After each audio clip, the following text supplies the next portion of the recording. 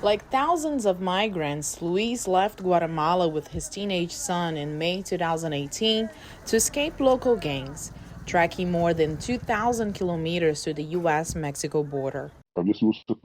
I encountered Border Patrol officers who took me and my son. They told me my child had to be separated from me because I was going to criminal detention. Luis is not his real name, and VOA agreed to protect his identity. Officials told me, you can't ask anything. If you ask questions, we're going to file more charges against you. Luis and his son arrived at a time when the administration of former President Donald Trump had declared a zero-tolerance policy for immigrants found illegally crossing the border. Luis' son joined thousands of migrant children, some just toddlers, kept in holding facilities. I don't want children taken away from parents. And when you prosecute the parents for coming in illegally, which should happen, you have to take the children away. It was torture what they did to us. Luis was deported to Guatemala. His son stayed in custody until a relative living in the U.S. became his guardian.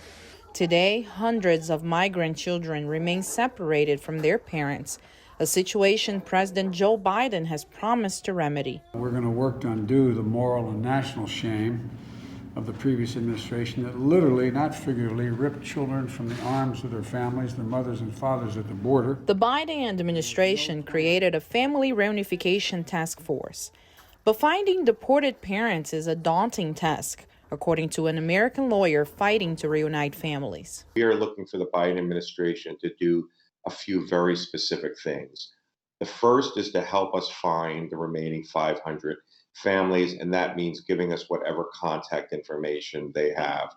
The second is for the Biden administration to allow parents to return to the United States to reunify with their children. Some of those children are very young and have been away from their parents for years now. The ultimate solution, according to immigration lawyers, is to grant legal status so reunited families can remain in the United States.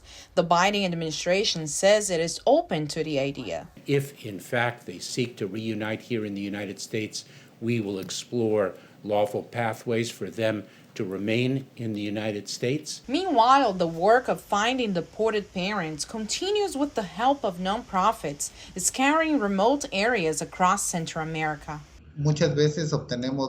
Many times we obtain more information from records of the people here in Guatemala through birth certificates, and we can see where the parents are from. In other cases, we have to go to the community leaders and try to ask if they know a certain person.